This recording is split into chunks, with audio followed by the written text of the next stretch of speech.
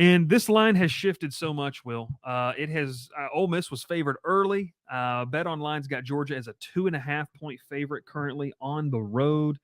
And I was doing some shows today and talking about this game a little bit, and I've kind of arrived at this. You can break down this game however you want. You can talk about all the ins and outs, the storylines of the football game. To me, this comes down to quarterback production. We've seen Jackson Dart when he's rattled. The most notably for me was the Kentucky game and then the LSU game, the losses that they have. We've seen how he reacts to pressure. Is that going to be different? Because I do believe Georgia is going to get pressure against an Ole Miss offensive line that's not great. They're good to slash okay, but they're not great. And then Carson Beck, like in between the ears, is this the game where he fixes it? Is this the game where it clicks for him? If it does, either offense, we could see the 38-35, 41-40 battle because both these offenses have that potential. I tend to lean more towards the defenses, though, because mostly because these offenses have been so up and down. So I think it comes down straight up to quarterback production. Which guy makes the least amount of mistakes? Which guy progresses through his reads and makes good decisions with the football? Your thoughts? I like what you said. I agree with what you said. I'm also looking at the offensive play callers. Like you said, I think both of these defensive lines have the opportunity to have a really, really big day. Which play caller keeps his quarterback upright and puts his quarterback in the best position to win? And from watching both of these teams play this season, I've got more faith in Lane Kiffin to do that than Mike Bobo. Kiffin, when Kiffin is on calling plays, I don't know if there's anybody better. Mike Bobo, he gets all the blame, which really isn't fair to him, but there's been a lot of head scratching calls this season. He had a lot against Florida that didn't make a lot of sense. And watching Georgia and I talked about Carson Beck on Monday. Georgia really needs to have a running game, and they haven't had it for, a number of reasons. Just, they don't have a star running back at the moment. ETN was banged up against Florida, didn't play a ton. And they've just been very inconsistent in the run game, asking a lot of Carson Beck, and he hasn't lived up to that this season. So if we're going to pick this game, I'm going to take Ole Miss. They'll cover that 2.5, and I think Ole Miss is going to win.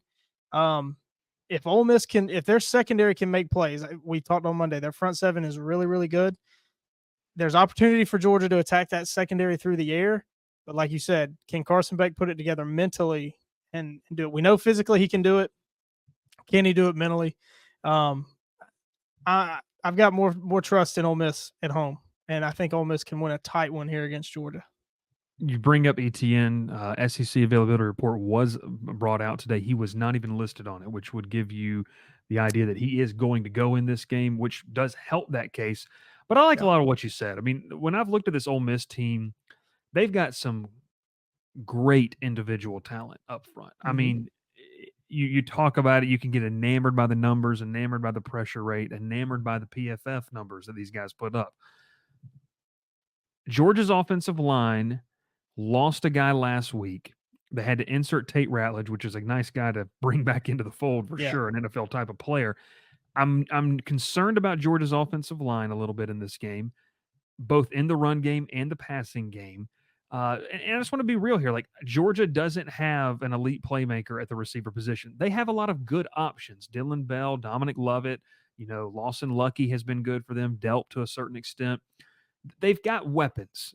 Nobody has emerged. And I mean, we talk about this. I think it's more of the fact that Georgia just has had elite weapons and Ladd McConkey and Brock Bowers for the past 2 years. But it's more of a scenario where can Carson Beck and Georgia start fast?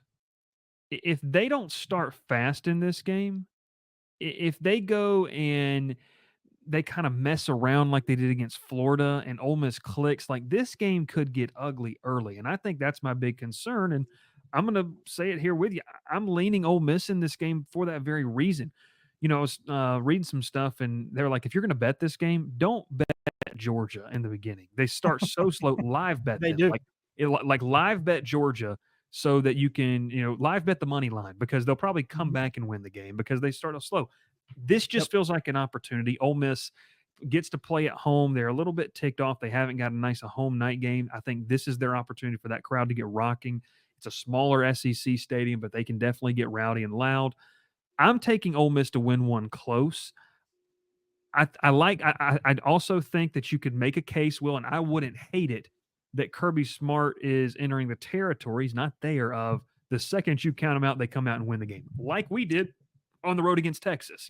So it wouldn't surprise me. They all I do like what you they said. always do it. I mean, he's a master motivator, and that's what makes it so difficult to pick them. I mean, because when they look like they're a zombie, they come out and play their best game. I mean, Yeah. they're hard to judge.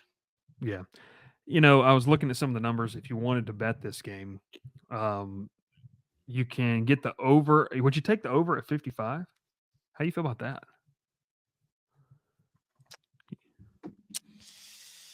I don't know. I think I like the under.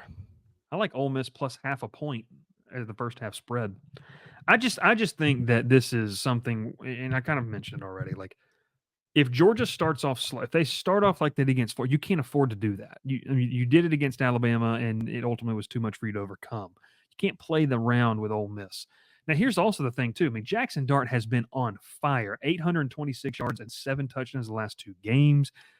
They embarrassed Arkansas at their home field, last week. So I really am curious, though, because when Ole Miss has gone up against good defenses or better defenses than the rest of their schedule, they've struggled. Now, the outlier being they pretty much neutralized a South Carolina front seven that's a pretty good team. So I like Ole Miss in this game, but I'm telling you one thing. If we come back here on Monday night and Georgia won this one 31-24 or 31-20, and just if this defense suffocates Jackson Dart, I will not be massively surprised either way. I won't be I can surprised completely see at that all. happening.